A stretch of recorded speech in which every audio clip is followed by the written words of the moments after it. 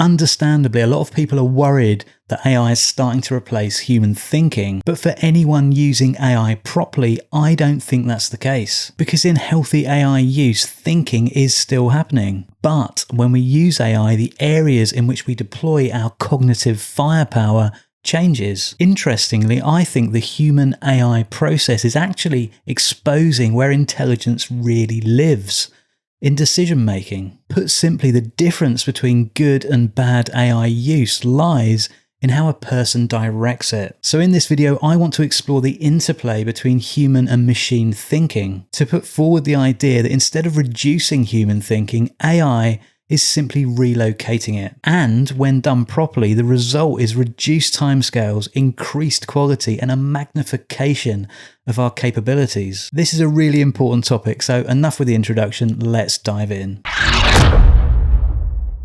AI is often seen as something that produces outcomes, and that's obviously true to an extent, but it doesn't adequately describe what's happening. In my opinion, a good way to think about AI is this. It's an incredibly capable, intelligent system with no inherent purpose, a bit like an office building. It has structure, electricity, equipment, and staff, but without direction, nothing meaningful will ever happen. Or you could view it like a car. Cars have predefined capabilities of performance, handling, and limits, but they don't decide where you go. Even self-driving cars require a human to set a destination. In both cases, the system is brimming with possibility and potential, but humans must define what actually happens. This is where misunderstanding lies and where many people go wrong when they're using AI. They treat AI like a virtual vending machine. They provide a vague request and get back something that's technically correct, but completely generic. Not because the AI lacks the potential to create amazing stuff, but because the input didn't have enough direction. The user wasn't putting enough raw material in to get good stuff out. To get the most out of AI, it's actually necessary to take a completely different approach. For example, instead of asking for a piece of writing about a topic, you first need to define an angle. You have to provide context, intention, and structure, raw materials, and AI can help you to refine into something great. But it's you who explains what matters and you who tells it what should be included.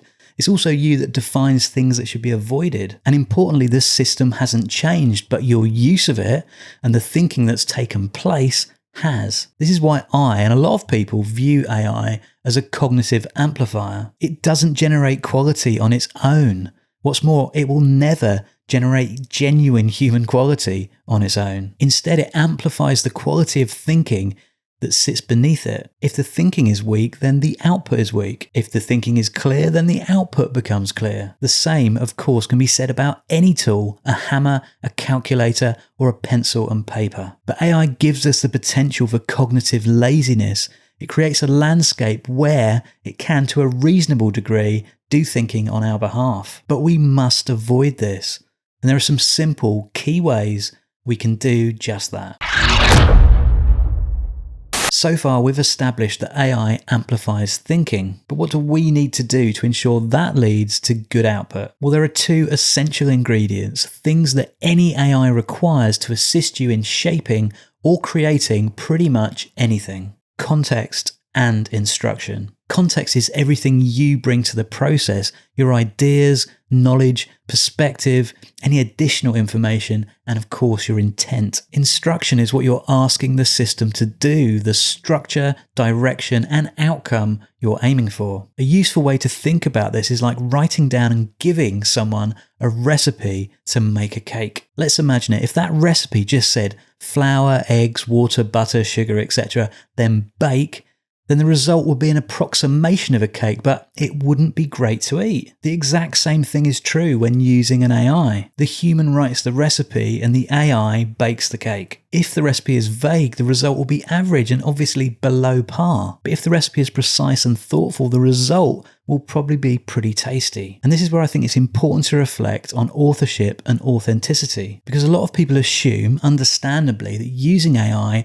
always removes authorship, but that's only the case when there's no proper direction behind it. I should point out, for anyone in education, there are rules about using AI to create work. What I'm talking about now is in the real world, in the professional world, not necessarily in education. If you're just asking for output, you're only operating a system And that's a bit like a vending machine, as I mentioned earlier. But if you're actively shaping the thinking, then you are directing it. And that's a completely different role. This kind of process and relationship has taken place over the history of humanity long before AI ever entered the scene. Steve Jobs shaped the direction of products and sales for Apple, while thousands of workers created the end results. Artists such as Rubens managed a production line of creatives, stepping in at key stages to place his authorship on the outcomes. Martin Scorsese is a film director, not the cameraman, scriptwriter, actor and sound recordist all rolled into one. The same is true in proper AI use. When we use AI like a fully kitted out office with tools and staffing, thinking doesn't disappear, it just moves upstream in a comparable way to what Jobs,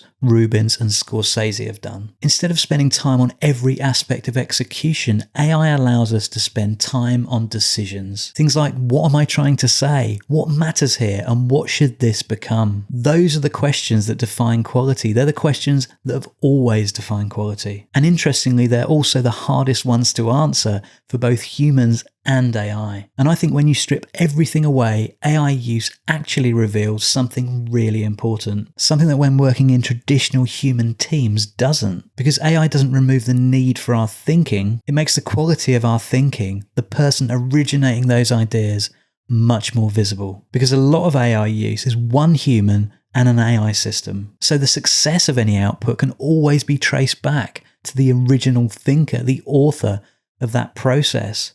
The human. In the same way you can't blame a keyboard if you've written a bad book, you can't really blame an AI when its output lacks quality.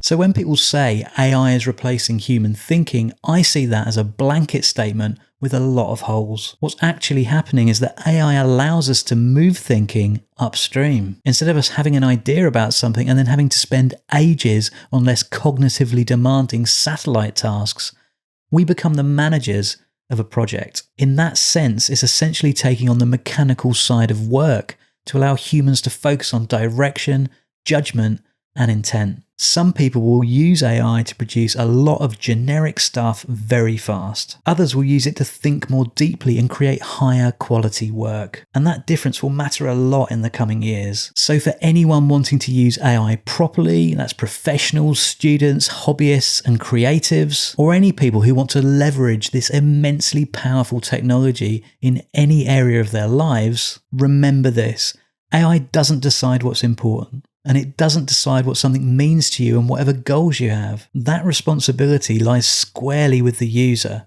and it always will. The real shift AI is leading to is from doing to deciding. It's not a switch from humans to machines. And anyone who understands that will get the most out of it. And it's important to say that massive shifts like the one AI is causing require equally sizable shifts in how we approach things. My advice is don't let old perspectives on how things should be done shape how you approach tasks now and in the future. Because the arrival of AI means the nature of thinking is changing rapidly. And I, for one, believe that we need to change our approach along with it. If this video made you think, why not watch some of the other videos on the Layered Future channel and consider subscribing as well. As always, thanks so much for watching, and I look forward to seeing you again in the future.